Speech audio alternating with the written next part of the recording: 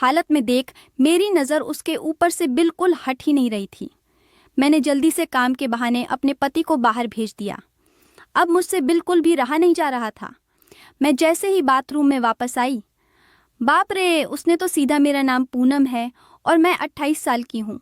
दिखने में कुछ ज़रूरत से ज़्यादा ही सुंदर हूँ। लोग पता था कि मैं बाहर हूँ। शायद वह भी मुझे उकसाने की कोशिश कर रहा था। मैं देख पा रही थी कि वह सिर्फ कच्छे में ही नहा रहा था। उसका आधा शरीर मुझे साफ दिखाई दे रहा था।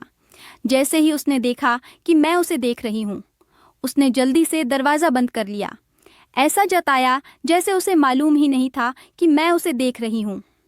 मैंने सोच लिया था कि शंकर को कैसे सीधा करना है। शायद वह डर रहा था।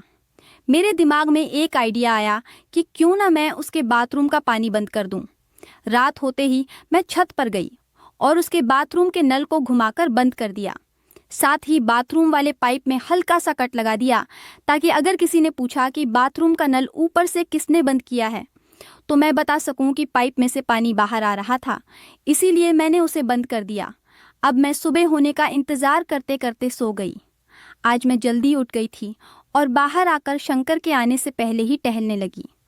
थोड़ी देर में शंकर नहाने के लिए बाथरूम की तरफ जा रहा था। मैंने उसे जाने दिया। जैसे ही उसने बाल्टी भरने के लिए नल चालू किया, उसमें पानी नहीं था। फिर वह बाहर आ गया और मुझसे पूछने लगा, भाभी जी, टंकी में तो मैंने रात में ही पानी चढ़ाया था, फिर इतनी जल्दी कैसे खाली हो गया? मैंने जवाब दिया, ऊपर बाथरूम के पाइप में दरार आ गई थी, जिसकी वजह से सारा पानी छत पर जमा हो रहा था। इसीलिए मैंने नल ऊपर से ही बंद कर दिया है। शंकर बोला, भाभी जी, मुझे नहाना था। तो मैंने कहा, क्यों ना तुम अंदर वाले बाथरूम में नहा लो, जब तक वह ठीक नहीं हो जाता। वह जल्दी से मान गया और अंदर आकर बाथरूम में घुस गया और नहाने लगा। मैं धीरे से उसके पीछे बाथरूम के पास आ गई। देखा तो वह बिना दरवाज़ा बंद किए ही नहा रहा था।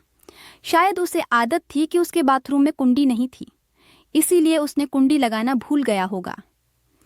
थोड़ी देर बाद अंदर से पानी की आवाज़ आना बंद हो चुकी थी, पर वह बाहर नहीं आया। मैं सोच रही थी कि आखिर अंदर क्या कर रहा है। अब लगभग 10 मिनट हो चुके थे और मैं मन ही मन सोच रही थी कि वह क्या कर रहा होगा। मैंने जानबूझकर अपने अंदर वाले छोटे कपड़े बाथरूम में रख दिए थे, ताकि उसकी नज़र उन पर पड़े और उसके मन में मेरे बारे में वह करने के ख्याल आए जो मैं उसके साथ करना चाहती थी। अब मैं बाथरूम के दरवाजे के पास खड़ी होकर अंदर झांकने की कोशिश कर रही थी। तभी मुझे अंदर से हल्की सी आवाज़ सुनाई दी, ओ भाभी जी। मैं समझ गई थी कि शंकर मेरा नाम लेकर अंदर क्या कर रहा है। मेरा मन कर रहा था कि जल्दी से दरवाज़ा खोलकर अंदर चली जाऊं और वह सब देख लूं, जिसे देखने के लिए मैं इतने दिनों से तड़प रही थी। उसी समय उसने दरवाज़ा खोल दिया और अपनी लुंगी में बाहर आ गया। जैसे ही उसने मुझे देखा, वह घबरा कर बोला, वो भाभी जी, आप कब आई? मैं उसे छेड़ते हुए बोली, तुमने मुझे आवाज़ दी। भाभी जी, भाभी जी। वह हड़बड़ाते हुए बोला, नहीं, मैंने कोई आवाज़ नहीं दी आपको, और वहाँ से चला गया। जैसे ही वह बाहर गया, मैं बाथरूम में आ गई और अपने कपड़ों को देखने लगी। जैसे ही मैंने अपने कपड़ों को चेक किया, तो उनका हाल कुछ ऐसा था जैसे किसी ने उन्हें अपने हाथों से मरोड़ा हो या गीले हाथों से मसला हो। मैं मन ही मन बहुत खुश हो गई। अब मुझे किसी बात का डर नहीं था। इतने में मेरे पति राजेश का फ़ोन आ गया। मैंने जल्दी से फ़ोन उठा लिया और बात करने लगी। मैंने कहा, आपने कितने दिन लगा दिए फ़ोन करने में? मुझे आपकी बहुत याद आ रही है। वो सामने से बोली, हाँ मेरी जान, मुझे भी तेरे बिना बिल्कुल नींद नहीं आती। रात भर तुझे याद करके ना जाने मैं क्या क्या करता हूँ। ऐसे ही बात चलती रही। लगभग 2 घंटे तक मैंने उनसे बात की और खूब रोई। मैंने उन्हें बताया, मुझे बिल्कुल अच्छा नहीं लगता आपके बिना। आप जल्दी आ जाओ ना मेरी जान, मैं दिन रात आपके लिए तड़पती हूँ। वो बोले, जान, मेरा भी तो मन करता है कि सब कुछ छोड़कर तेरे पास आ जाऊँ, पर क्या करूँ? बॉस मुझे नौकरी से निकाल देगा। उन्होंने आगे कहा, जान, मैं तुझे रात में फ़ोन करूँगा। अभी मुझे जाना पड़ेगा। सब लोग मेरा इंतज़ार कर रहे होंगे। और फ़ोन कट कर दिया। वह शंकर के साथ गलत है।